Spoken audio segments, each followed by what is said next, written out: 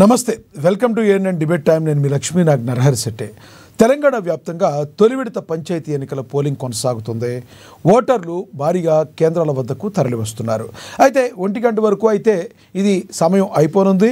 ఇక ఇక్కడి నుంచి ఎవరైతే 1 గంట తర్వాత వెలుపల ఉన్నారో వారికైతే అవకాశం లేదు, కానీ లోపల ఎవరైతే ప్రాంగణంలో ఉన్నారో వాళ్ళందరికీ కూడా ఓటు హక్కు వేసే అవకాశం అయితే మరి ఎలక్షన్ కమిషన్ కలిగిస్తుందని ఇప్పటికే ప్రకటించింది. మరి కాసేపట్లో పోలింగ్ ముగియబోతుంది. ఓటర్లు అయితే పోటెత్తారు. ఇక ఉదయం 11 గంటల వరకు 51.97% పోలింగ్ నమోదైంది.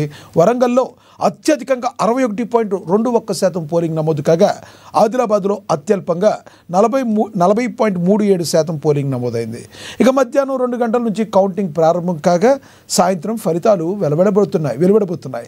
ఇక పలు ప్రాంతాల్లో ఉద్రిక్తత వాతావరణం కూడా నెలకొంది. సుమారుగా 3,834 గ్రామ పంచాయతీల్లో సర్పంచ్, 27,628 వార్డు సభ్యుల స్థానాలకు పోలింగ్ అయితే జరుగుతుంది.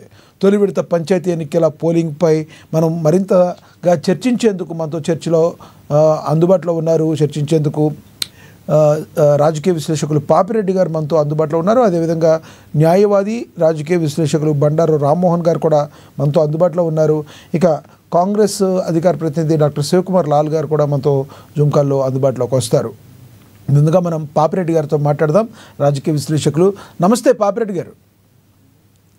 నమస్కారం అండి. పాపిరెడ్డి గారు, పోలింగ్ జరిగిన తీరును ఎలా చూడాలి? ఒక రకంగా చెప్పాలంటే ప్రజలందరూ పోటెత్తారు. చాలా వరకు తమ ఓటు హక్కును వినియోగించుకోవడానికి వాళ్ళందరూ కూడా ఎదురు చూస్తున్నట్టుగా కూడా మనకు తెలిసింది. ఎందుకంటే పోలింగ్ అయితే బాగానే జరిగింది. ఇప్పటికీ కూడా జనాలు బారిలు తీరిన పరిస్థితి. ఎలా చూడాలంటారు? ఇంతమంది ఓటు హక్కును వినియోగించుకోవడాన్ని ఏ రకంగా చూడాలంటారు? ఇప్పుడు మీ స్టూడియోలో ఉన్న అమ్మ ప్రేక్షకులకు, రామ్మోహన్ గారికి, తర్వాత శివలయ్య గారికి అందరికీ నమస్కారం. ఒక విషయం ఏంటంటే, ఎప్పుడు కూడా మనం ఇప్పుడు గత ఎన్నికలు చూసినప్పటికీ కూడా, అంటే ఇప్పుడు సహజంగా ఎంపీ ఎలక్షన్లో తక్కువ ఓటింగ్ ఉంటుంది, ఎమ్మెల్యే ఎలక్షన్స్లో దానికన్నా కొద్దిగా ఎక్కువ ఉంటుంది. కానీ స్థానిక ఎన్నికలకు వచ్చే వరకు, ముఖ్యంగా గ్రామ పంచాయతీ ఎలక్షన్స్ వచ్చే వరకు, దానిలో సర్పంచ్ ఎన్నికలలో దాదాపుగా 90% వరకు కూడా పోల్ అవుతుంది. ఎందుకంటే గ్రామ పంచాయతీ ఎన్నికలు అనేవి ఆ గ్రామానికి పరిమితం అవుతుంది కాబట్టి, గ్రామంలో ఉన్న వాళ్ళే పోటీ చేస్తారు కాబట్టి పోటీ చాలా తీవ్రంగా ఉంటుంది. వాళ్ళు ప్రతి ఓటును కూడా వాళ్ళ ఓటును తీసుకొచ్చి ఓటు వేయించుకోవడానికి ప్రయత్నం చేస్తారు కాబట్టి ఈసారి కూడా ఓటింగ్ పర్సంటేజ్ ఎక్కువ ఉన్నది. అంటే ఇప్పుడు మీరు చెప్పారు ఆదిలాబాద్ కొంత తక్కువ, అన్నీ కూడా ఇప్పుడు మొత్తం ఎలక్షన్స్ ఇప్పుడు ఈ 1 అయిపోయింది కాబట్టి టోటల్గా మళ్ళీ మనకు రిపోర్ట్ వచ్చే వరకు కూడా ఎలక్షన్ పోలింగ్ గణనీయంగా పెరుగుతుంది. తర్వాత ఏంటంటే ఇప్పుడు దాదాపుగా స్థానిక ఎన్నికలు కాబట్టి చాలా తీవ్రంగా ఉంటాయి. అయితే ఒకటేంటంటే ఎన్నికలలో పోటీ చేసే వాళ్ళ సంఖ్య కానీ, ఎలక్షన్లలో జరుగుతున్న ఏదైతే మధ్య పీరియడ్, ఏదైతే నామినేషన్ తర్వాత నుంచి ఇవాళ ఎలక్షన్ మధ్య పీరియడ్ వరకు కూడా చాలా ఊళ్ళలో కోలాహలంగా ఉన్నది. ఎలక్షన్స్ కూడా చాలా తీవ్రమైన పోటీలు జరిగినాయి. పెద్ద ఎత్తున ఓట్లను కూడా కొనుగోలు చేయడానికి కూడా రేట్లు పెరిగినాయి. అయితే ఇప్పుడు ఒకటేంటంటే, సరే ఇప్పుడు ఈ ధన ప్రభావం కొంత ఉన్నప్పటికీ కూడా ఎలక్షన్స్ కావడం అనేది మనం అందరం వర్తించాలి. ఎందుకంటే గ్రామ పంచాయతీలు అన్నవి, స్థానిక ఎన్నికలు అన్నవి ప్రజాస్వామ్యానికి తొలిమెట్టు కాబట్టి గ్రామ స్థాయి నుంచే ప్రజాస్వామ్యం బాగున్నప్పుడు అది మిగతా అంటే ఎమ్మెల్యే కానీ, ఎంపీ కానీ, మిగతా ఎలక్షన్స్ కూడా అది ఒక పునాదిగా పనిచేస్తుంది. కాబట్టి ఈ ఎలక్షన్స్ అయినాయి కాబట్టి మనం అందరం కూడా ఒక విధంగా అది సరే, దాని ఎన్నో అవాంతరాలు, ఉడుదొడుకులు అన్ని తట్టుకొని ఎలక్షన్స్కి వచ్చినాయి. ఎలక్షన్స్ సాఫ్ట్గా జరుగుతుంది. ఎలక్షన్ ఒకసారి ఆ ప్రక్రియ స్టార్ట్ అయిన తర్వాత నుంచి వెళ్ళి దాదాపుగా ఎటువంటి పెద్ద అంటే, ఎందుకంటే గ్రామీణ ప్రాంతాలలో లోకల్ ఎలక్షన్స్ కాబట్టి కొంత ఉద్రిక్తత అక్కడక్కడ ఉండొచ్చు. కానీ మొత్తం మీద చూస్తే మాత్రం ఈ ఫస్ట్ పేజ్ ఎలక్షన్స్లో మాత్రం పెద్ద ఎత్తున అవాంఛనీయ సంఘటనలు కానీ, పెద్ద ఎత్తున హింస కానీ జరిగిన దాఖలాలు కానీ, రిపోర్ట్స్ కానీ మనకి ఎక్కడేం రాలేదు. కాబట్టి మొత్తం మీద ఇవాళ మనం ఈ ఎలక్షన్స్ను నేను కానీ మనం అందరం కానీ ఎట్లా చూడాలంటే ఇది ప్రజాస్వామ్యానికి ఒక విజయం. ఎందుకంటే ప్రజలు మళ్ళొకసారి వాళ్ళ స్వేచ్ఛగా వాళ్ళ ఓటు హక్కును వినియోగించుకొని మాకు ఏవోలు ప్రతినిధి కావాలి, ఎటువంటి వాళ్ళు సర్పంచ్ కావాలని ఎన్నుకునే ఒక అవకాశం అన్నది మళ్ళీ వచ్చింది. కాబట్టి ఎందుకంటే ఇప్పటికే అది లేట్ అయింది, ఇప్పటికే ఎప్పుడో ఎలక్షన్స్ అయ్యేది అంటే ఇప్పటికే లేట్ అయింది. లేట్ అయిపోయినప్పటికీ కూడా సరే ఇప్పుడు జరిగినందుకు మనం సంతోషపడాలి. కాబట్టి ఇప్పుడు ఈ ఎలక్షన్స్ ఈ విధంగానే ఉంటాయి. సెకండ్ థర్డ్ ఆ రెండు కూడా ఎటువంటి హింస కానీ ఎటువంటి అనుకోని అంటే అన్వాంటెడ్ ఇన్సిడెంట్స్ అంటే దురదృష్టకర సంఘటనలు లేకుండా జరగాలని కోరుకోవాలి. ఎస్ పాపిరెడ్డి గారు, ఇక్కడ ఏకగ్రీవాలు కూడా బాగా జరుగుతున్నట్టుగా కనబడుతున్నాయి. ఏకగ్రీవాల్ని ప్రజాస్వామ్యంలో ఆహ్వానించదగ్గ విషయం అంటారా? ఇప్పుడు ఏకగ్రీవంలో ఇప్పుడు ఇది ప్రభుత్వమే ఒక విధంగా దీనికి కూడా తెరదీసింది. ఏంటంటే ఒకవేళ మీరు మీ ప్రతినిధిని ఏకగ్రీవంగా ఎన్నుకుంటే మేము 5 లక్షలు 10 లక్షలు మీ గ్రామ పంచాయతీకి ఇస్తాము, ఒకవేళ మీకు అట్లయితే బాగుంటాయని అది చాలా రోజులు గత 2-3 ఎలక్షన్ ముందు నుంచి కూడా నడుస్తుంది. అయితే ఒకటేంటంటే ఏకగ్రీవాలు లేకపోతే వేలంపాటలో ఇవి ఒక విధంగా ప్రజాస్వామ్య స్ఫూర్తికి ప్రజాస్వామ్యానికి కూడా అది అంత మంచిది కాదు. ఎందుకంటే ఈవెన్ ఏకగ్రీవాలు కూడా మంచిది కాదు. ఏకగ్రీవాలు అనుకున్నప్పుడు ఏం జరుగుతుందంటే ఆ ఊళ్ళో ఉన్న 10 మంది 20 మంది పెద్దలు, పలుకుబడి ఉన్న వాళ్ళు, నోటి బలం ఉన్న వాళ్ళు, కుల బలం ఉన్న వాళ్ళు నిర్ణయించు ఈ క్యాండిడేట్ లేకపోతే ఆ ఏకగ్రీవంలో కూడా వాళ్ళు ఇప్పుడు ఇంకొక పద్ధతి ఏం చేస్తున్నారంటే ఈ గ్రామానికి మీరు ఏం సాయం చేయగలుగుతారంటే వాళ్ళు నేను 5 లక్షలు ఇస్తాను ఒక ఆయన అంటాడు, లేకపోతే నేను రోడ్ వేస్తాను ఒక ఆయన అంటాడు, లేకపోతే డ్రైనేజ్ కలిసి ఇస్తాను ఒక ఆయన అంటాడు, ఇంకా లేకపోతే స్కూల్ బిల్డింగ్ ఏమైనా లేకుంటే అంటే అటువంటి చేసే వాళ్ళు ఎవరైతే ఉంటారో వాళ్ళకు ఈయన కానీ లాభం అయింది కాబట్టి మనం ఏకగ్రీవం అని అట్లా కూడా జరుగుతున్నాయి. లేకపోతే ఇక దొడ్డిదారిన కూడా ఎలక్షన్స్ వద్దు, ఏదో విధంగా మేము డబ్బులు ఎక్కువ ఇస్తాం కాబట్టి ఏకగ్రీవం చేయమని కూడా జరగచ్చు. లేకపోతే వేలంపాటు ఇప్పుడైతే ఇదైతే కొత్తగా ఇంతకుముందు ఏకగ్రీవాలు ఉండగానే ఈసారి వేలంపాటు వచ్చింది కదా, కానీ దాని మీద కూడా ఎలక్షన్ కమిషన్ త్వరలో రియాక్ట్ అయ్యి అటువంటి లేకుండా చేసింది. కాబట్టి ఏకగ్రీవాలు ఉన్నప్పటికీ కూడా ఏకగ్రీవాల కన్నా కూడా ఎలక్షన్స్ కావడమే నా ఉద్దేశం, నా దృష్టిలో అది నిజమైన ప్రజాస్వామ్యం. ఎందుకంటే ప్రతి ఓటర్ కూడా ఏది ప్రతినిధిని ఎన్నుకునే స్వేచ్ఛ ఉంటుంది. ప్రతినిధి ఎవరైతే ప్రతినిధి పోటీ చేస్తాడో ఆ క్యాండిడేట్ కూడా ప్రతి ఓటర్ దగ్గర ఆయనను అడగడము, ఒప్పియడము, నేను గెలిస్తే ఈ పనులు చేస్తా అని చెప్పడం, అంటే ప్రతినిధి ఓటర్కు బాధ్యతాయుతంగా ఉండడానికి ఎలక్షన్స్ అనేది పనికవుతుంది. ఏకగ్రీవాలు అట్లా రావు. రైట్ పాపిరెడ్డి గారు, మళ్ళీ మాట్లాడతాం మీతో. మనతోటి న్యాయవాది రాజకీయ విశ్లేషకులు బండారు రామ్మోహన్ గారు కూడా జాయిన్ అయ్యారు, ఆయనతో మాట్లాడదాం. రామ్మోహన్ గారు నమస్తే సార్. నమస్తే లక్ష్మణ్. రామ్మోహన్ గారు, ఏకగ్రీవాలు అయితే అవుతున్నాయి, పోలింగ్ అయితే కొనసాగుతుంది. 1 o'clock వరకు ఇక ఎండ్ కార్డ్ అయితే పడింది అనుకోవాలి. లోపల ఉన్న వాళ్ళ వరకు అయితే అవకాశం అయితే కల్పించింది ఈసీ, చెప్పింది ముందుగానే. అనుకున్నట్టుగానే భారీ స్పందన అయితే వచ్చింది. ప్రజలందరూ కూడా తమ ఓటు హక్కును వినియోగించుకున్నట్టుగా కూడా మనకి సమాచారం అయితే అందుతుంది. అదే సమయంలో ఎక్కువగా ఏ పార్టీకి మొగ్గు చూపే అవకాశం ఉందంటే ఏం చెప్తారు? ఇప్పటికే కాంగ్రెస్ పార్టీ శ్రేణులు అయితే కొంచెం ఉత్సాహభరితమైన వాతావరణంలో కనబడుతున్నాయి, ఎలా చూడాలంటారు? పార్టీ రహిత ఎన్నికల్లో ఎట్లా ఉంటాయంటే ఏ దొడ్లో విన్నా నాదే కూడా అంటారు. లక్ష్మణ్ గారు సమస్య మీకు పాపిరెడ్డి గారికి అట్లాగే అమ్మాయి నమస్కారం. మీరు నన్ను 2 రకాలు చూస్తారు, రాజకీయ విశ్లేషకులు, అడ్వకేట్ గారు. నేను పంచాయతీ రాజ్ వ్యవస్థలో 40 ఏళ్ల క్రితం నేను పంచాయతీ మెంబర్ను, తర్వాత సర్పంచ్ మండలాధ్యక్షుడు చేశాను.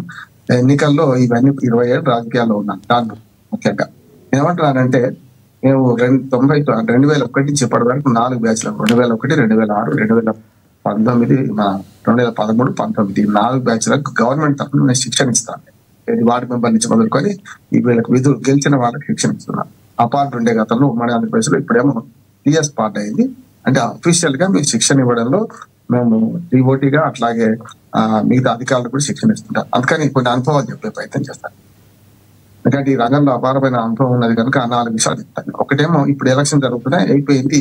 మీరన్న పోలింగ్ శాతం అంతా కూడా నేను లెక్క తీసుకుంటే 11 గంటలకి 1 గంటకి అయిపోతుంది కదా, 7 గంటలకు పోలింగ్ మొదలైంది. 7 నుంచి 9 దాకా లెక్క తీస్తారు, 2 గంటలకు ఒకసారి.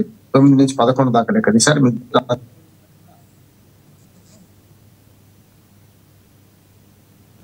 ఉదయం 11 గంటల లెక్కలు ఖచ్చితంగా 90% దాటుతుంది ఫలితాలు. ఎన్నికల్లో సమస్య గ్రామీణ ప్రజల ఓటు హక్కు ఎట్లా ఉంటుందంటే ఓటు వేయకపోతే చచ్చిపోయినట్టు అనుకుంటారు. చదువుకున్న వాళ్ళే వేస్తలేరు. సమస్య ఎక్కడ వస్తుందంటే ప్రజాస్వామ్యానికి పెద్ద ద్రోహం చేసే వాళ్ళు ఎవరంటే బాగా చదువుకున్న వాళ్ళు. చదువుకోకముందు కాకరకాయ అనేవాడు, చదువుకున్నాక కీకరకాయ అంటున్నాడు. సమస్య అక్కడ వస్తుంది. నిర్లిప్తత పెరిగింది. ఎంత ఎక్కువ చదువుకుంటే అంత ప్రజాస్వామ్యం పట్ల నిర్లిప్త పెరుగుతుంది. పంచాయతీలలో స్పష్టంగా ఈ విభజన ఏర్పడుతుంది. అయినా సరే ఇప్పుడు మొత్తం ఈ 3 విడతల ఎన్నికల్లో మొదటి విడత వాళ్ళు జరుగుతుంది. నిన్నటి దాకా వరుసగా 15 రోజుల నుంచి అవగాహన సదస్సు చేస్తూ రాష్ట్రం అంతా దిగుతున్నాం. ఒక్కొక్క జిల్లాకు ఒక్క రోజు భవిస్తున్నాం. నిన్న కూడా భవిస్తున్నాం వరంగల్ జిల్లా.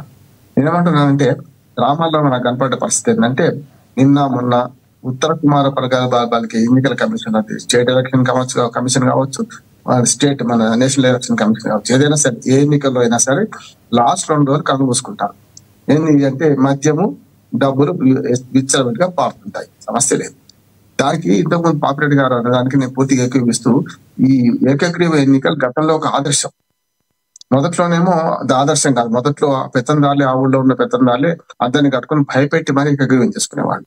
ఎప్పుడైతే కొంచెం ప్రజాస్వామ్యం పెరిగిందో అప్పుడు ఏం చేశారంటే గవర్నమెంటే అనవసరంగా ఈ కక్షలు కార్యపనియాలకి ఎందుకని చెప్పి గవర్నమెంట్ ఉమ్మడి ఆంధ్రప్రదేశ్ నుంచే ఏకగ్రీవాలకు మొదట్లో 5 లక్షల రూపాయలు ఉండేది. తర్వాత కేసీఆర్ గారు తెలంగాణ వచ్చిన తర్వాత తెలంగాణ రాష్ట్రంలో అయితే 5, 10, 15, 20, 25 అంటే జనాభాని బట్టి అక్కడ ఓటర్ల సంఖ్యను బట్టి 25 లక్షల వరకు మీకు ఏకగ్రీవాలు అయితే ఇస్తా అన్నారు. అది మంచిదే, కాదట్లేదు. కానీ ఇప్పుడు ఏమైందంటే ఈ 2 పోయి పూర్తిగా పాట రాజకీయాలు మొదలయ్యాయి. మేము ఎలక్షన్ కమిషన్ కు అఫీషియల్ గా మేము ఎన్నికల నిఘా వేదిక తరఫున ఒక పత్రం ఇచ్చొచ్చాం. అట్లాగే ఏకగ్రీవాలు జరగకుండా ఉండాలంటే ప్రభుత్వానికి కూడా ఒక సూచన చేసినాం. మేము ఏమనంటే ఏకగ్రీవం అంటే ప్రజల ఓటు హక్కులు లాక్కోవడమే అంటున్నాను. ఇప్పుడు రామ్మోహన్ రావు ఒకటి నిలబడ్డాడు అనుకోండి, మేము దొంగ చీకటి ఒకటైనట్టు 4, 5 కలిసి సిండికేట్ అయ్యి మేమందరం ఒకరినొకరు అనుకొని మేము నిలబడ్డా. నేను అంటే ఇష్టం లేని ఊళ్ళో ఉంటాడు కదా, మరి వాడి ఓటు హక్కు ఏం కావాలి, వాళ్ళ ఓటు హక్కు ఏం కావాలి. కనుక మేమేమన్నామంటే నోటాను ఒక కల్పిత క్యాండిడేట్ గా తీసుకొని నోటాను రామ్మోహన్ రావు పోటీ పెట్టాలంటున్నాం. ఒక్కడే ఉంటే కూడా అప్పుడు ఏమవుతుంది, రామ్మోహన్ రావు ఇష్టం లేకపోతే నోటాకి ఎక్కువ ఓట్లు పడతాయి, నోటాకి తక్కువ ఓట్లు పడితే రామ్మోహన్ రావు ఇష్టం అన్నట్టే కదా మెజార్టీ. ఏమంటే ఏ క్యాండిడేట్ లేకపోయినా ఎన్నికలు జరగాలంటాం. ఒక ఓటు హక్కు. నిన్న కాక మొన్ననే మనం అంబేద్కర్ గారి వర్ధంతి చెప్పుకున్నాం 6వ తేదీన. ఆ రోజు కూడా నేను చాలా సభలో మాట్లాడితే చెప్పాను, అంబేద్కర్ ఒక మనిషి ఒక ఓటు అన్నాడు విలువ. అటువంటి అప్పుడు ఒక మనిషికి ఒక ఓటు విలువ ఉంటే ఆ ఊళ్ళో ఉన్న 4 అమ్ముకొని, లేకుంటే 4 కొనుక్కోను, లేకపోతే అందరినీ బెదిరించో, వేలంపాట దానికి 1 కోటి రూపాయలు ఇస్తా, 50 లక్షలు ఇస్తా అని వేలంపాట పడితే ఎందుకు మిగతా ప్రజల ఓటు హక్కుని ఎట్లా హరించడం అంటున్నాను. ఇప్పటికైనా ప్రభుత్వం ఆలోచించాలి. అయిపోయింది, టైం అయిపోవచ్చు, కానీ మనం ప్రతిపాదన మన మీడియా ద్వారా చేస్తే మంచిదని మేము చేసినామంటే అటు ప్రభుత్వానికి ప్రతిపాదించడం, ఎలక్షన్ కమిషన్కి ఇచ్చినాం. ఏంటంటే 4 అభ్యర్థులు నిలబడ్డప్పుడు 101 క్యాండిడేట్ గా ఊహాజనిత క్యాండిడేట్ ఉన్నప్పుడు ఒక్కడే నిలబడ్డప్పుడు ఎందుకు ఉండొద్దు అంటున్నాను. ఒక్కడి నిలబడితే మొత్తం అందరూ ఒప్పుకునేటనే కాదు కదా. అందుకని 100 ఊహాజనిత కల్పిత క్యాండిడేట్ నిలబెట్టి కల్పిత క్యాండిడేట్ గా గెలిస్తే మళ్ళీ ఎన్నికల్లో ఆ రామ్మోహన్ రావు అంటూ పోటీ చేసుకునే వీలు ఉండదు. అప్పుడు ఎందుకు తిరస్కరించిన ప్రజలు కనుక పాపిరెడ్డి గారు ఇంకో నిలబడతారు. అంటే ఏమవుతుందంటే ఒకసారి ఎన్నిక జరగవచ్చు, కానీ ఎన్నిక కంటే ఖర్చు సమస్య కాదంటున్నారు.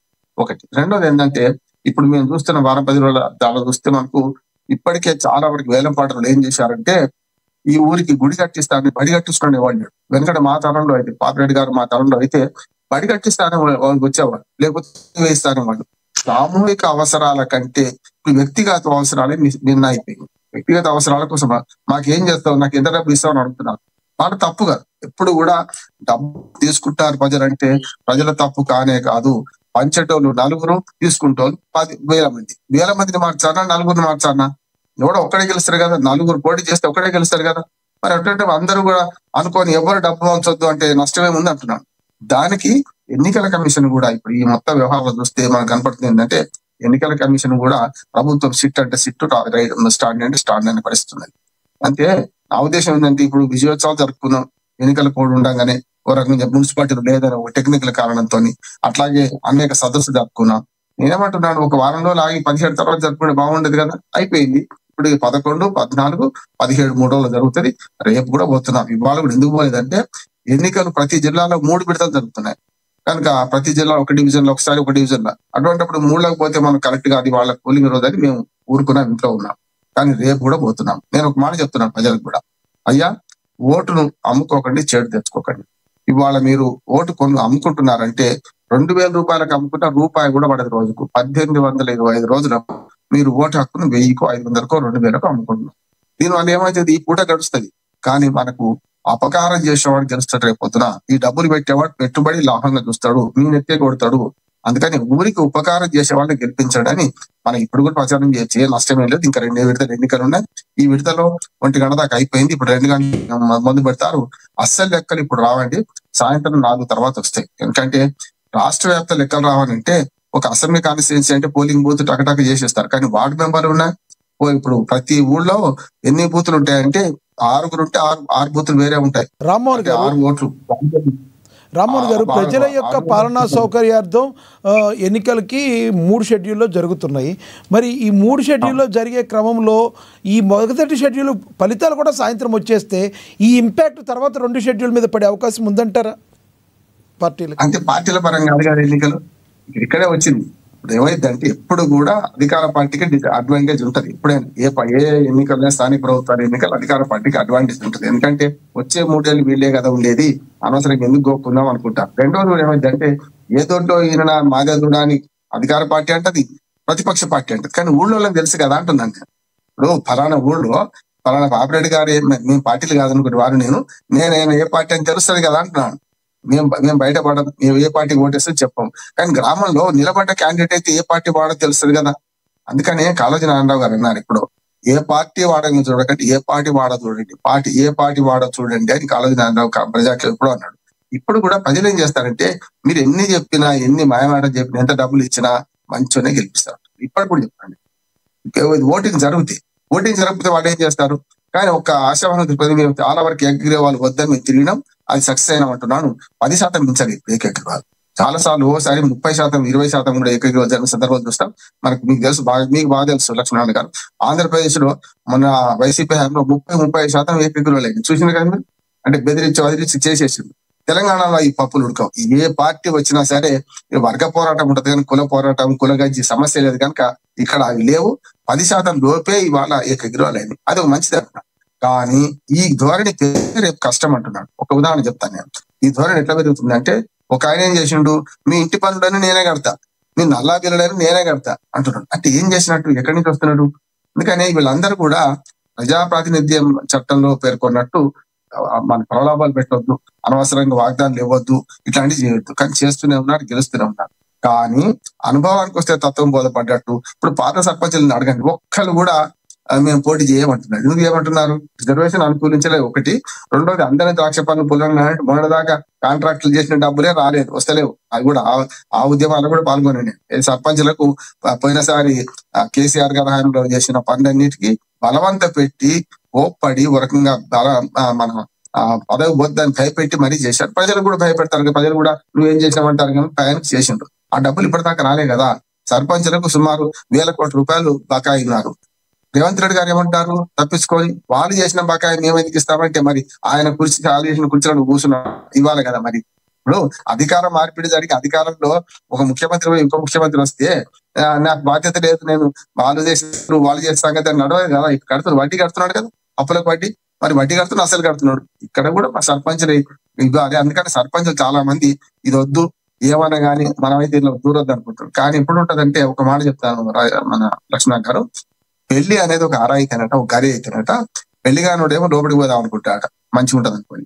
పెళ్ళైనోడేమో ఎప్పుడు బయటపడదామని చూస్తాడట. ఇది అంతే. బాగా అనుభవం ఉండి రాజకీయాల్లో ఏమో ఎప్పుడు బయటపడదామని చూస్తాడు. కొత్తగా చాలా మంది అధికారులు రాజీనామా చేసి చూస్తున్నాం కదా. వీళ్ళకి ఏంటంటే రాజకీయ మోజు అయిపోయి అలా ఓటి ఏదో ఉంది అనుకుంటుంది. ఏం కాదు, చాలా మంది ఓడిపోయిన అధికారులు చాలా మంది చూసినాం మనం కదా. ఇది అంతే. ఇవాళ పాత సర్పంచులు, పాత వాళ్ళందరేమో ఇది వద్దురా బాబు మాకు తంపడం వద్దు అంటున్నారు. కొత్త వాళ్ళు బలవుతున్నారు. అనే క్రమంలో మీ జీవితాలు త్యాగం చేయకండి, మీ ఆస్తులు అమ్ముకోకండి. మీరు ఇది ఒక పెద్ద పదవి కాదు, పెద్ద సమస్య కాదు, దీనిలో ఏదో ఉందని వస్తే ఏమి లేదని తెలుసుకొని బయటకు. రైట్ మోహన్ గారు.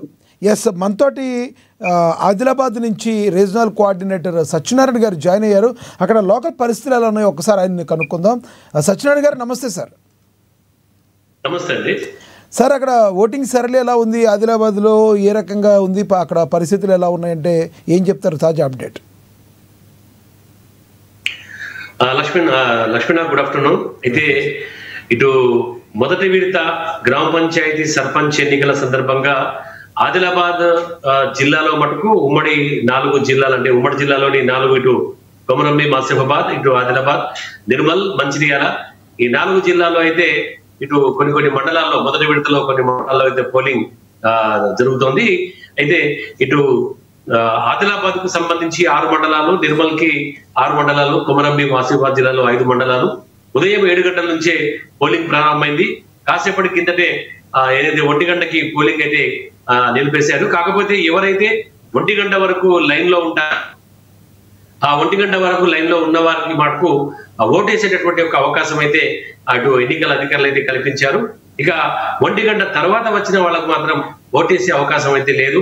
అయితే ఇప్పటికే దాదాపు గ్రామాలలో ఉదయం 7 గంటలకు ప్రారంభమైనప్పటికీ తొలి విడత అంటే మొదటిసారి అంటే 7 నుంచి 8:30, 9 వరకు కూడా పోలింగ్ అనేది మందకొడిగా సాగింది. ఎందుకంటే ఆదిలాబాద్ జిల్లాలో కనిష్ట ఉష్ణోగ్రతలు నమోదవుతున్నాయి. చలి విపరీతంగా ఉన్నటువంటి కారణంగా గ్రామాల్లో ఈ యొక్క ఓటింగ్ కి ముందుకు వచ్చేందుకు అంటే పోలింగ్ కి ముందుకు వచ్చేందుకు ప్రజలైతే కొంత వెనకడుగు వేసినటువంటి ఒక పరిస్థితి.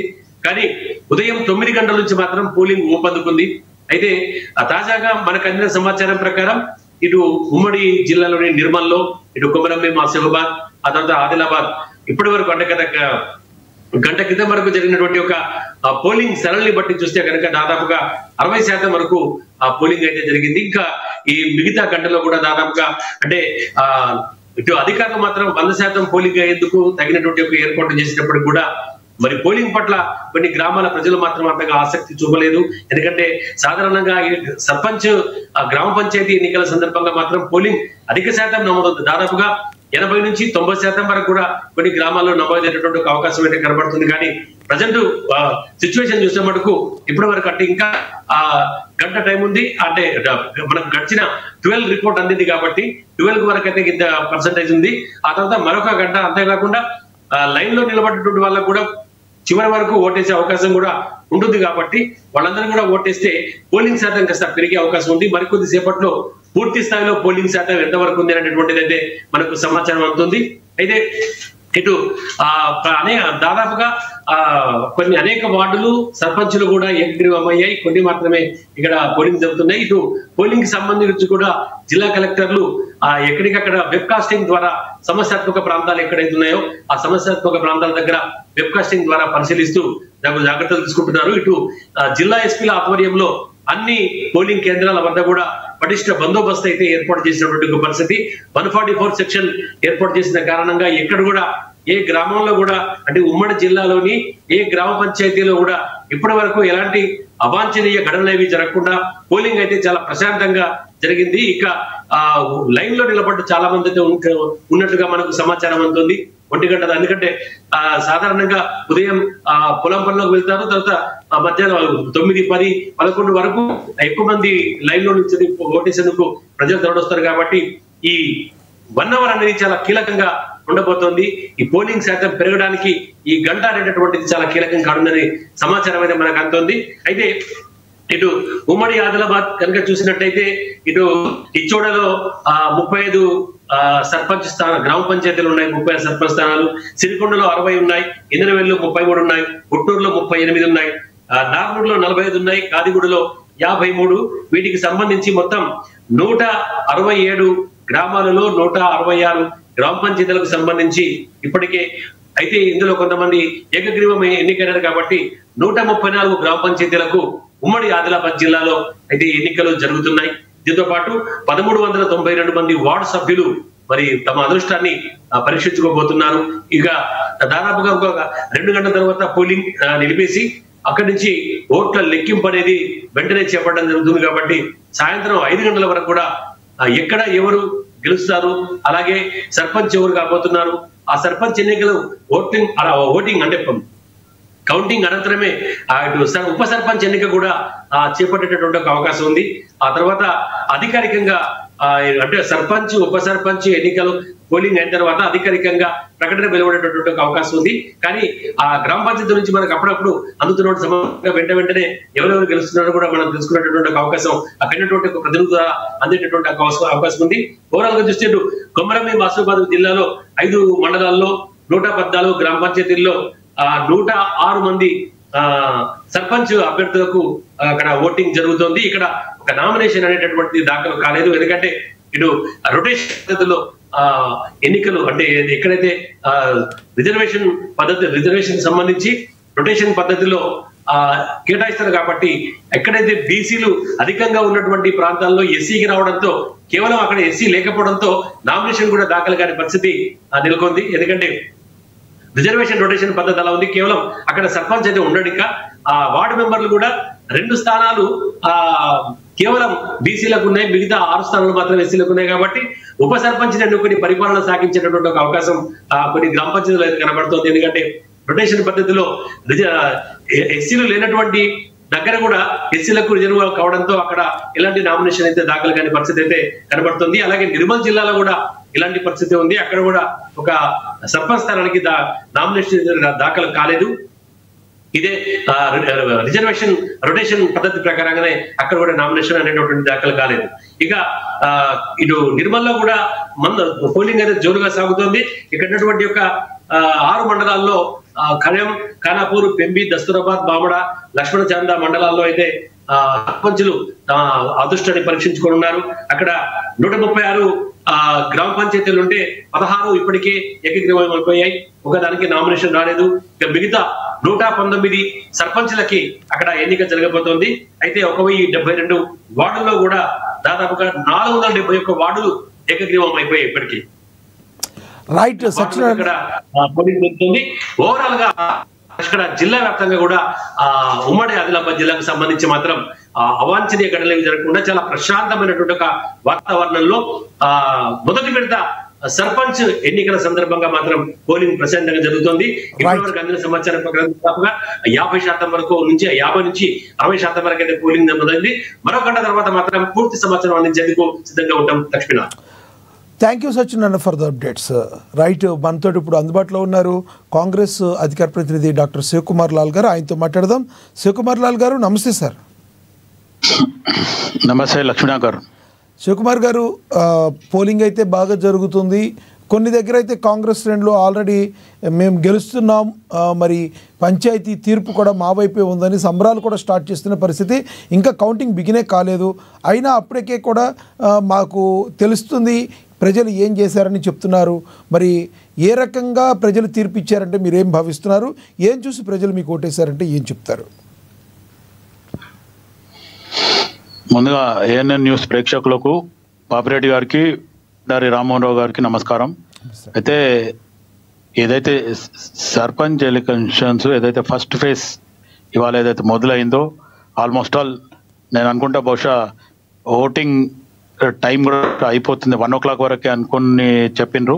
కానీ ఇప్పుడు ఉన్న పరిస్థితుల్లో ఇంతకుముందు అనలిస్ట్ బండారు రామ్మోహన్ రావు గారు మాట్లాడుతూ కూడా ఓపెన్ గా చెప్పడం జరిగింది. ఎందుకంటే ఇప్పుడు ప్రస్తుతానికి ప్రభుత్వంలో ఉన్నది కాంగ్రెస్ పార్టీ అధికారంలో ఉంది. ఇంకా 3 సంవత్సరాలు ఎలక్షన్స్ ఉన్నాయి. కాంగ్రెస్ పార్టీ జస్ట్ 2 రోజుల క్రితం 3 రోజుల క్రితమే 2 సంవత్సరాలు పూర్తి చేసుకోవడం జరిగింది. మోర్ ఎవర్ కాంగ్రెస్ పార్టీ మొన్న ఏదైతే తెలంగాణ రైజింగ్ గ్లోబల్ సమిట్ చేయడము, ఎప్పుడైతే ప్రతిసారి ఏదైతే స్విట్జర్లాండ్ లో పోయి దావోస్ లో పోయి మొత్తానికి పెట్టుబడులు అడగడము, లేకపోతే మా రాష్ట్రం ఇది ఉంది అది అని చెప్పి అన్ని రాష్ట్రాలు పోతాయి అనే రకంగా ఆలోచించిన దానికి ఈరోజు కాంగ్రెస్ పార్టీ తెలంగాణకే అన్ని దేశాలని రాష్ట్రాలను కూడా ఇన్వైట్ చేయడం జరిగింది. రాని వాళ్ళు ఓకే సరే, వచ్చిన వాళ్ళు వచ్చిండ్రు. దానికి మనకు అయినంత మటుకు ఎంఓఈస్ బాగా జరిగినాయి అనే రకంగా కూడా ఉంది.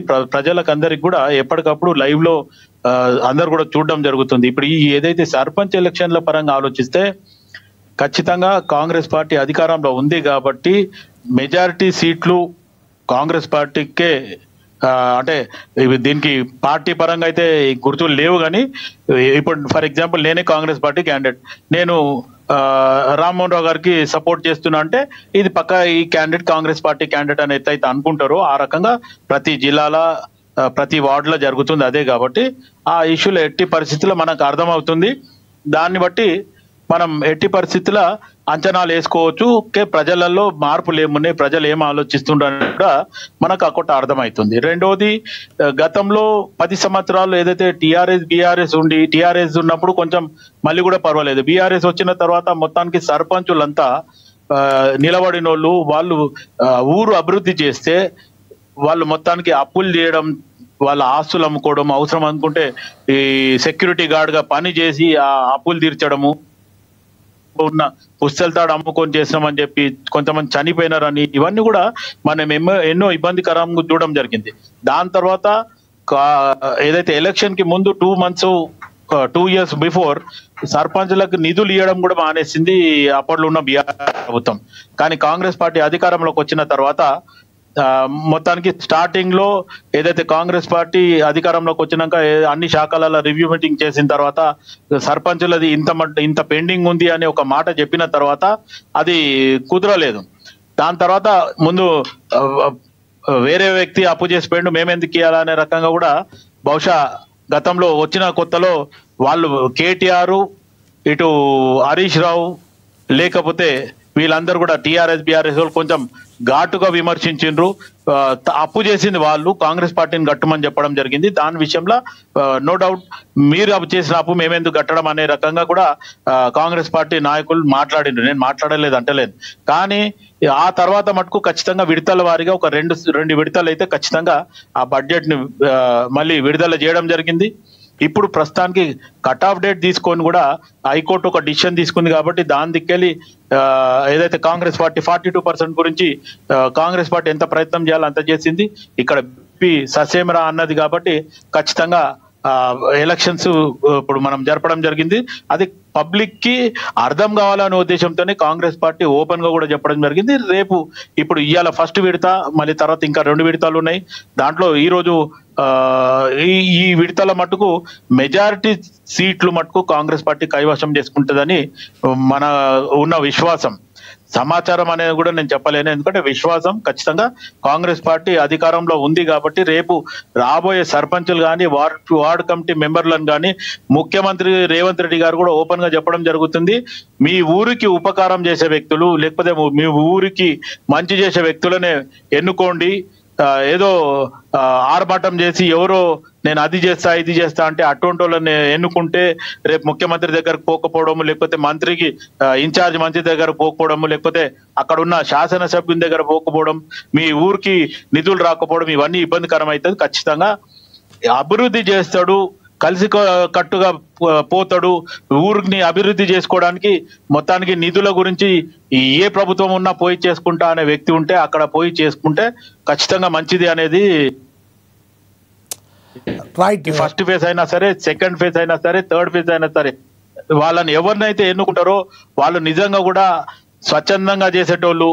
ఇంకోటి ప్రజలు కూడా ఇక్కడ ఒకటి ఆలోచించాలా, నాయకులే పంచుతుండ్రు అంటే ప్రజలు తీసుకున్నంత కాలం పంచేటోళ్ళు ఖచ్చితంగా వస్తారు. ఎవరు కూడా రేపు మళ్ళీ మీరు ఏదైనా పని అంటే ఉట్టిగా చేసిన వారా, నేను నీకు డబ్బులు లేదా అనేది కూడా ఎన్నో ప్రశ్నలు. మొదట స్టార్ట్ చేసింది ఎవరంటారు? ప్రజలు అడిగారంటారా, నాయకులే పంచారంటారా? మొదట నేనేమంటున్నా లక్ష్మీనాథ్ గారు, నాయకులు అలవాటు చేస్తారు కాదంటలేను నేను.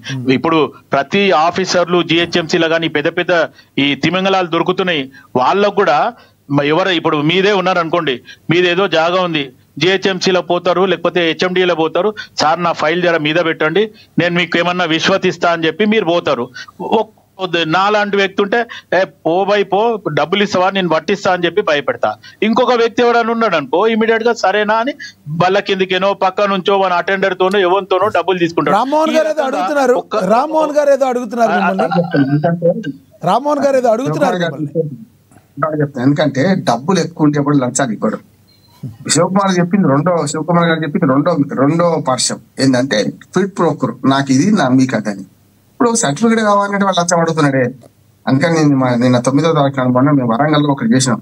లంచం తీసుకునే వాడికంటే అడుక్కు తినేవాడు నిన్న అని బిచ్చగాలతో ర్యాలీ తీసినాం. అందరు సిగ్గుతో తగవలుచుకున్నాం. డిప్యూటీ కలెక్టర్ హోదా ఉన్నాడు, అక్కడ ఏం తీసుకున్నాం పట్టుబడ్డాడండి మన వరంగల్ జిల్లాలో. నేను ప్రభుత్వం పక్కన పెట్టండి, ఏ ప్రభుత్వం లంచాలు తప్పలేమంటున్నాను నేను. అంటే లంచం తీసుకునేవాడు తీసుకోవడమే, ఇవ్వడం ఎంత లాభం, మనం తీసుకోవడం ఎంత తప్పు, ఇవ్వడం కూడా అంతే తప్పు. కానీ బాధపడి వాడు పని కాకిస్తున్నాడు కానీ అట్లే ఉందా మీరు అనేది రెండోది ఉంటుంది. శివకుమార్ గారు రిజిస్ట్రేషన్ డిపార్ట్మెంట్ ఉన్నది అనుకోండి, ఒకటి విచక్షణ అధికారం ఉన్నది, పలానా పని చేయాలంటే ఎవరు లంచం తీసుకుంటే ఇద్దరు లాభం అవుతుంది. అటువంటి దానిలో నేను తప్పడుతుంది. అటువంటి దానిలో ఇచ్చేవాడికి లాభం ఉంటుంది, తీసుకునేవాడికి ఉంటుంది. కానీ నేను చెప్పేది 100% హక్కుగా అందాల్సిన పౌర సేవలకు, రేషన్ కార్డుకు, పట్టదారు పాస్బుక్, చిన్న చిన్న వాటికి లంచాలు తీసుకుంటుంది కదా. వీళ్ళని ఏం చేయాలి? మీరు 2 రకాలు పట్టుబట్టారు కదా, పట్టుబట్టి వాళ్ళ టౌన్ ప్లానింగ్ ఆఫీసర్ మేము సర్వే చేస్తాం, మొన్న పెద్ద బ్యాలెట్ పెడితే పోస్ట్ ఆఫీస్ కూడా నాశనం అయిపోయింది. ఇప్పుడు డబ్బు ఎక్కడ ఉంటుందో, గతంలో పోస్ట్ ఆఫీస్ లో అంతా ఉండకపోయింది. ఎప్పుడైతే మనకు ఉపాధి హామీ పథకం డబ్బులు వచ్చినాయో పోస్ట్ ఆఫీస్ లో పోస్ట్ మాస్టర్ అరెస్ట్ చూసింది కదా. అంటే ఎక్కడ డబ్బు ఇన్వాల్వ్ అయి ఉంటుందో, ఎక్కడ విచక్షణ అధికారం ఉంటుందో అక్కడ అవినీతి ఉంటుంది. దానికి ఏం చేయాలి? పారదర్శక విధానాలు. ఉదాహరణకు మీరు కొన్ని డైరెక్ట్ గా బెనిఫిట్ స్కీమ్ లో మరియు మీరు లాజికల్ డైరెక్ట్ గా బెనిఫిట్స్ రిస్కేస్తున్నారు. అక్కడ లేదు లంచాలు లేవు కదా. గతంలో పెన్షన్ వస్తే 6 నెలల పెన్షన్ ఒకసారి వస్తే 50 రూపాయలు, 300 వస్తే 50 రూపాయలు నొక్కేసి 250 రూపాయలు సంగతి మనకు తెలుసు కదా శివకుమార్ గారు. ఇప్పుడు అది లేదు కదా, పెన్షన్ ఖాతాలో పడితే. నేనేమంటున్నాను, పారదర్శకంగా వాళ్ళ డైరెక్ట్ గా ఖాతాలో పడే దానిలో లంచం ఎట్లా పోయిందో ఈ లంచం కూడా అట్లే పోతుంది అంటున్నాను. గతంలో టెలిఫోన్ తీసుకోవాలంటే లంచం పెట్టాల్సి వస్తుండే, మనకు గతంలో ట్రైన్ రిజర్వేషన్ కానీ లంచం పెట్టాల్సి ఉండే. ఇప్పుడు ఆన్లైన్ రిజర్వేషన్ వచ్చింది అనుకోండి, ఏమైనా ఉందా? 3 నిమిషాలు సిమ్ కార్డు తెచ్చుకుంటాం. మీరు పద్ధతులు ఏవైతే పద్ధతులు మార్చకుండా లంచం తీసుకునే వాడిని తప్పు, లంచం తీసుకునే వాడిని తప్పు, మన ఇచ్చేవాడితే తప్పు అని ఇక్కడని అక్కడ ఓటు వేస్తే డబ్బులు తీసుకునేవాడు తప్పు అంటున్నారా? పంచేది 4, తీసుకునేది 4 లక్షల 4,000 మంది, 4 కోట్ల మంది. మరి వాళ్ళని మార్చాలి, వీళ్ళని మార్చాలా? మిమ్మల్ని వీళ్ళని కంట్రోల్ చేయాలంటున్నాను. ఇప్పుడు గతంలో డబ్బులు పట్టుకున్నాం లక్ష్మణ్ గారు, పట్టుకుంటే ప్రజలు హర్షించుడు. ఇప్పుడు పట్టుకున్నాడు కొడతారు, మాకు వచ్చే ఎందుకు ఇస్తామని. అంటే ఏంటి? 4 తీసుకుందాం, సబ్కా సున్నా అప్నా కన్నా. ఇప్పుడు తీసుకోలేదు, మీరు నిరాకరించాలంటున్నారు కదా అశోక్ కుమార్ గారు. నేను ఊళ్ళలో వెళ్ళినా, నువ్వు ఊళ్ళని చెప్పాను కదా, 15 ఏళ్ళు పంచాయతీ వ్యవస్థలో 5 దాకా పనిచేసినోడి. ఏమంటానంటే లంచం మన ఓటుకు డబ్బులు ఇస్తే తీసుకోమంటే నా పార్టీ కాదు, వీడు అట్లా తీసుకున్నాడా నా బదనం చేస్తారు కదా. అందరి దగ్గర తీసుకుందాం, 10,000 కానీ అందరి దగ్గర. రామ్మోహన్ గారు కంక్లూడ్ చేయండి. రామ్మోహన్ గారు ప్రజలను తప్పు పట్టొద్దు. లక్ష్మణ్ గారు టాపిక్ ఇదే మనకు కావాల్సింది. టాపిక్ మీద కూడా ఆ టాపిక్ మీదే మాట్లాడుతున్నాను. నేనేమంటున్నానంటే ఇచ్చేవాడిది తప్పు, తీసుకునేవాడిది కాదు. లంచం తీసుకునేవాడిదే తప్పు, ఇచ్చేవాడిది కాదు. ఇచ్చేవాడు కొందరు ఉంటారు. అటువంటి ఇవాళ మాత్రం పంచాయతీ ఎన్నికలు 2 సంవత్సరాల తర్వాత జరుగుతున్నాయి. 2 సంవత్సరాల తర్వాత ప్రజాస్వామ్యం విలువరిస్తుంది. ఏదైనా కారణం కానీ మొత్తం మీద జరుగుతున్నాయి. వాళ్ళు దాన్ని ఆహ్వానిద్దాం. పంచాయతీ సర్పంచ్లు, వచ్చే సర్పంచ్లు శుభాకాంక్షలు తెలియజేద్దాం. వాళ్ళు ఊరికి ఉపకారం పనిచేయమని రేవంత్ రెడ్డి గారు కొన్నట్టే ఊరికి ఉపకారం గెలిపించుకోమని ఇంకా 2 విడతలు ఉన్న ఎన్నికలు వాళ్ళకు విజ్ఞప్తి చేద్దాం. ఎస్, థ్యాంక్ యూ రామ్మోహన్ గారు. ఎస్, పాపిరెడ్డి గారు కంక్లూడ్ చేయండి. ఇప్పుడు లక్ష్మీనాథ్ గారు ఇప్పుడు ఈ మళ్ళీ పోయి ఎలక్షన్స్, కరప్షన్ 2 పర్యాయ పదాలు. ఎలక్షన్స్ అంటే ఒక విధంగా డబ్బులు తీసుకోవడం, డబ్బులు పంచడం. ఇప్పుడు ఒకటి మీరు అందరం కూడా అందరం కూడా అంత ఇంత రాజకీయాలలో ఉన్నాం, రాజకీయాలు పరిచయం. ఇప్పుడు ప్రతి పార్టీ కూడా మనం ఒకటి లక్ష్మీనాథ్ గారు మీరు కూడా మీడియాలో చూస్తుంటారు. ఏ పార్టీ అయినా ఒక ఎంపీ కానీ, ఎమ్మెల్యే కానీ, లేకపోతే ఇంకొక ప్రజాప్రతినిధి ఎలక్షన్స్ వస్తే నువ్వు ఎంత ఖర్చు పెడతావు? ఫస్ట్ ప్రశ్న అడిగేది, ఎవడన్నా బీఫామ్ టికెట్కి పోతే అడిగేది, ప్రతి పార్టీ అడిగే ప్రశ్న మీరు ఎంత ఖర్చు పెడతారు అంటే అర్థమైంది. దేనికి ఖర్చు అంటే ఎలక్షన్లో నువ్వు ఎంత పంచుతావు అంటే నీకు ఇక్కడ ఎంత ఇది సంస్థాగతంగా అయిపోయిందంటే శివరాజ్ యాదవ్ గారు ప్రజలను మీరు తప్పుపడితే బట్ ఒక స్టేజ్లో వాళ్ళు తీసుకోకపోతే అయిపోతుంది కదంటే ఒక సింపుల్ సొల్యూషన్. నేను లంచం ఇచ్చినంత మాత్రాన లంచం తీసుకోవద్దంటే ఇప్పుడు గవర్నమెంట్ ఆఫీసరే ఉన్నాడు, నేను పోయి నా పని కోసం మీరు అన్నారు పని కోసం నేను లంచం ఇస్తాను, వాడు లంచం తప్పని వాడు తీసుకోవద్దు, వాడు ఎందుకు తీసుకుంటాడు అక్కడ? ఇప్పుడు విషయం ఎట్లయితున్నదంటే ఇక్కడ ఏం జరుగుతున్నదంటే ఈ కరప్షన్ అన్నది ఒక సంస్థాగతంగా అయిపోయింది. ఇది మామూలుగా లేదు, ఏదో మామూలు చిన్న చిన్న వ్యవహారాలలో వాడి తీసుకుంటాడు అని కాదు. ఇది జరుగుతున్నది ఏంటంటే ఇవాళ నిజంగా దీనికి ఒక ఈ ఆంధ్రప్రదేశ్ రాష్ట్రం ఉన్నంతసేపు ఒక తరిక ఉండే, ఆంధ్రప్రదేశ్ రాష్ట్రంలో కూడా ఎన్టీ రామారావు వరకు కూడా ఒక తరిక ఉండే. ఎన్టీ రామారావు తర్వాత చంద్రబాబు వచ్చిన తర్వాత, చంద్రబాబు తర్వాత రాజశేఖర రెడ్డి తర్వాత రాజకీయాలు బాగా దిగజారిపోయి ఇప్పుడున్న అన్ని ప్రభుత్వాలు ఇదే దాహానికి వాడడం. ఈ తెలంగాణ వచ్చిన తర్వాత కేసీఆర్ ఫస్ట్ నుంచి చేసిన పని అది డబ్బులు ఉన్న వాళ్ళకి టికెట్లు ఇవ్వడం. నువ్వు ఎంత డబ్బులు పెడతావు, 50 కోట్లు పెడతావు, 100 కోట్లు పెడతావు, అంటే అసలు పని చేసిన వాళ్ళు వేరు. అంటే ఇది ఏమవుతున్నది, ఇది కింది నుంచి వెళ్ళిపోతలేదు. ఒకటి మనం అందరం గమనించాల్సింది ఏంటంటే కింది ఓటర్ నుంచి వెళ్ళిపోతలేదు, పై రాజకీయ పార్టీల నుంచి, పై నాయకుల నుంచి కిందికి వస్తున్నది కరప్షన్. కాబట్టి వాళ్ళు ఏమవుతున్నారు, పెద్ద పెద్ద కోటీశ్వర్లు కానీ, ఇండస్ట్రియలిస్టులు కానీ, ఏది లిక్కర్ వ్యాపారస్తులు కానీ ఎందుకు టికెట్ దొరుకుతున్నాయి? శివలాల్ యాదవ్ గారు మీకు ఎందుకు టికెట్ దొరకదు? మీరు ఒక అది అప్లికేషన్ పెట్టుకొని దట్టపుట్ల వారెత్తారు. అసలు కనీసం చూడు వీడు శివలాల్ యాదవ్ కూడా ఉన్నాడు, వీడు వేసుకొని పక్క వారే అంటే ఎందుకు జరుగుతున్నది అంతా? దీనికి అంటే మీ దగ్గర డబ్బులు లేవు కాబట్టి పక్క పోవాలి. అంటే ఇదంతా ఎక్కడ అంటే నేను చెప్పడం అంటే నేను ఎవరిని విమర్శించడం అది కాదు.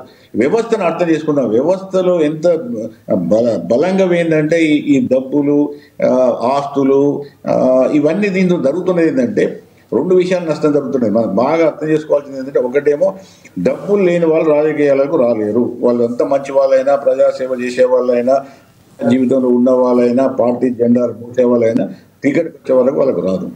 రెండవది, ప్రజాస్వామ్యంలో ఈ ఎలక్షన్ల వ్యయం ఎంత ఎక్కువ పెరిగితే అంత మేరకు అవినీతి పెరుగుతుంది, స్కామ్స్ అవుతాయి, ప్రజల ధనం లూటు చేస్తారు, ప్రభుత్వ భూములను అన్యాకాంతం చేస్తారు. అన్ని రకాల దానికి సంబంధం ఉంటుంది. ఎలక్షన్స్ 1000-2000 ఇచ్చిన అయిపోయిందని కాదు.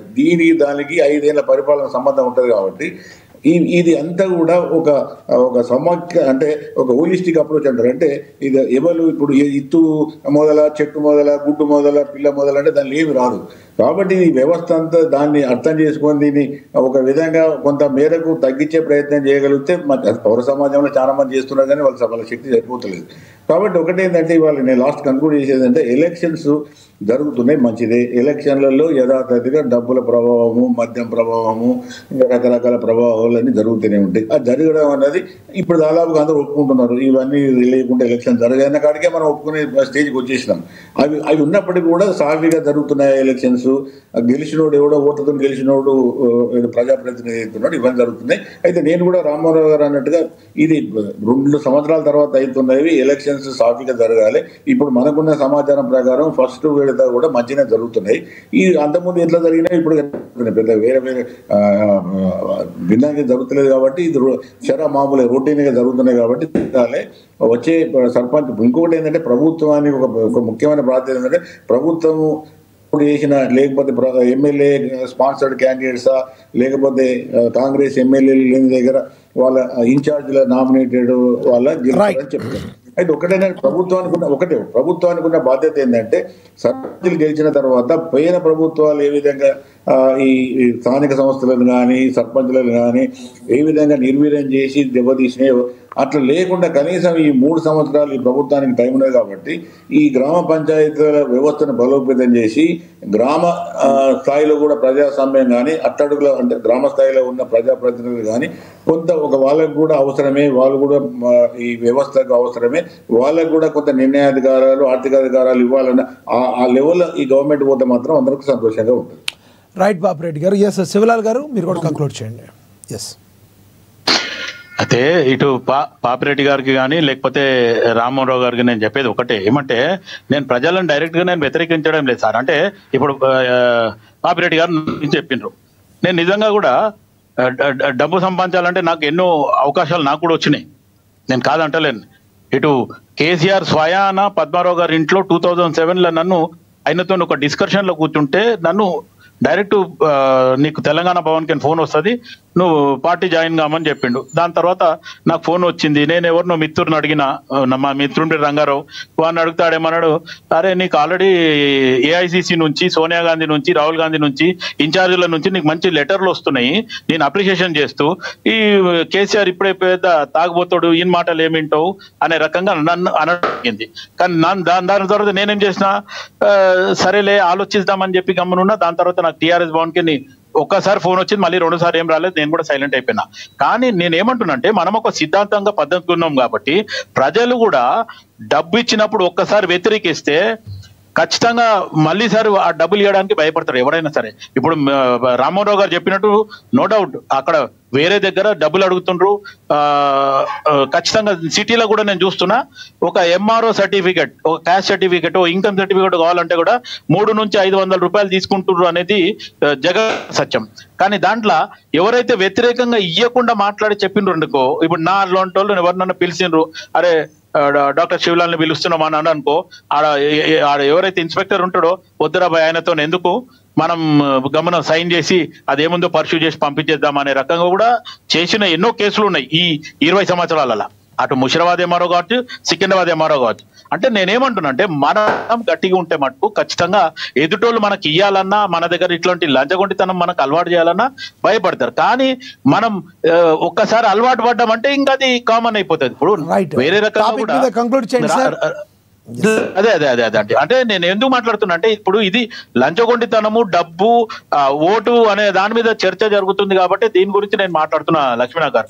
అయితే ఈ రకంగా మనం నో డౌట్ ఎవరైతే ఎలక్షన్ లో నిలబడ్డోళ్ళు మొదటి నుంచి డబ్బులు పంచిండ్రు, సారా పంచిండ్రు, లేకపోతే ఇప్పుడు క్వార్టర్లు పంచుండ్రు, బిర్యానీలు పంచుతుండ్రు, అవసరమైతే గిఫ్టులు ఇచ్చిండ్రు. ఇక మనం చెన్నైలో అయితే చాలా చూసినాం, టీవీలు వంచుడు, అవి వంచుడు, ఇవి వంచుడు, వాళ్ళు ఇంకా పెద్దగా ఉండే. కానీ నేనేమంటున్నా అంటే ఇవి గిట నిర్మూలన చెయ్యాలంటే ఎలక్షన్ కమిషన్ ఏదైతే బడ్జెట్ కేటాయింపులు చేస్తుందో ఇంతకంటే ఎక్కువ ఖచ్చితంగా ఖర్చు పెట్టొద్దు అంటుందో దాని మీద నిఘా గట్టిగా ఉండాలి. అండ్ రామ్మోహన్ రావు గారు అన్నట్టు ఎవరికి తొత్తులు కాకుండా ప్రభుత్వంలో ఉన్నోళ్ళైనా సరే, ప్రభుత్వం లేనోళ్ళైనా సరే వాళ్ళకి లేకుండా. ఇప్పుడు నేను ఎందుకు ఈ మాట చెప్తున్నా, నిన్న ముఖ్యమంత్రి రేవంత్ రెడ్డి గారు ఓయూ పోవడం జరిగింది. గతంలో ఆగస్ట్ లో పోవడం జరిగింది. నేను పక్క డిసెంబర్ లో వస్తా అని చెప్పిండు. నిన్న డిసెంబర్ కి పోయిండు. ఖచ్చితంగా ఆయన చెప్పిన మాట నిలబెట్టుకున్నాడు. అక్కడ దగ్గర 138 సంవత్సరాల ఓయూని ఈ రోజు ఖచ్చితంగా అభివృద్ధి చేస్తా, మొత్తానికి ఆ డీటెయిల్స్ అని ఏమన్నాడు, అందరిని ఇచ్చిండు. వాళ్ళు అక్కడున్న ప్రొఫెసర్ కాసిం గారు కూడా ఓపెన్ గా అడగడం జరిగింది. నాణ్యతమైన విద్య ఇవ్వాలంటే మీ మంత్రులు, ముఖ్యమంత్రి లేదా ఐఏఎస్ ఐపీఎస్ ఆఫీసర్లు ఎవరు కూడా మాకు సిఫారసులు చేయకుండా ఉంటే మేము మంచి ప్రొఫెసర్లను ఎన్నుకుంటాము.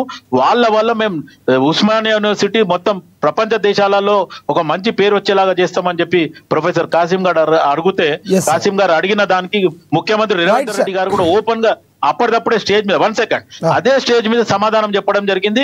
మా మంత్రి గాని, ముఖ్యమంత్రి గాని, లేకపోతే ఐపీఎస్ ఎవరు కనుక ఫోన్ చేసినా నా దృష్టికి తీసుకురండి, లేకపోతే వాళ్ళనే పక్కకు జరుపుతా నేను అనేది స్పాట్ డిసిషన్ తీసుకొని చెప్పడం జరిగింది. అంటే ఈ రోజు మంచి రాజకీయాలు తీసుకురావాలని, భవిష్యత్తు బాగుండాలని, లేకపోతే తెలంగాణ బాగుపడాలని ఈ 2 సంవత్సరాలలో మార్పు కావాలి, కాంగ్రెస్ రావాలి అని ఒక నినాదంతో ముందుకు పోతున్నాం. కాబట్టి ఖచ్చితంగా ఇయ్యాల కాకపోయినా చెప్పండి శివలాల్ గారు, ఈ పంచాయతీ పోరులో కాంగ్రెస్ పార్టీ ఏ మేరకు విజయం సాధించబోతుంది, సాయంత్రం లోపు ఎటువంటి ఫలితాలు వెలువడబోతున్నాయని మీరు అనుకుంటున్నారు? చివరిగా చెప్పండి ప్లీజ్.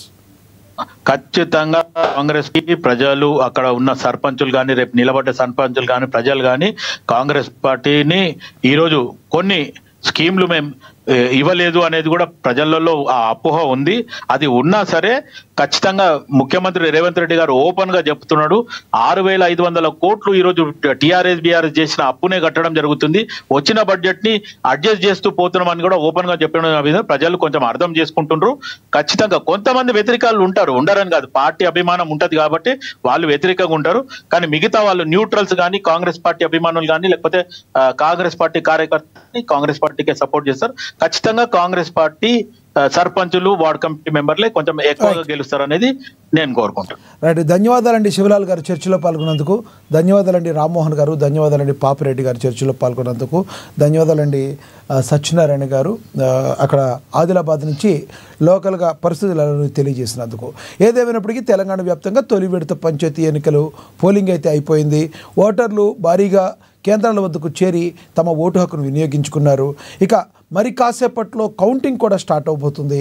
మరి ఏ పార్టీకి సంబంధించి మరి మెజారిటీ ఇవ్వబోతున్నారు ప్రజలు అనేది సాయంత్రం లోపు వస్తుంది. అయితే ప్రధానంగా చూసుకుంటే లోకల్ బాడీ ఎలక్షన్లో, పంచాయతీ ఎలక్షన్లో సామాన్యంగా అందరితో పోల్చుకుంటే, అన్ని ఎలక్షన్స్తో పోల్చుకుంటే ఈ ఎలక్షన్ సంబంధించి ఓటింగ్ పర్సంటేజ్ కూడా ఎక్కువగా ఉంటుందని కూడా రాజకీయ విశ్లేషకులు చెప్తున్నారు. గ్రామస్థాయిలో ఓటర్లందరూ కూడా ఎక్కువ మక్కువ చూపారు తమ ఓటు హక్కును వినియోగించుకోవటానికి. ఒక రకంగా చెప్పాలంటే ప్రజాస్వామ్యానికి ఇది చాలా ఆరోగ్యకరమైన వాతావరణం. చూద్దాం మరి సాయంత్రం లోపు మరి ఎటువంటి ఫలితాలు వెలువడతాయో అని. ఇది వాటి స్పెషల్ డిబేట్. చూస్తూనే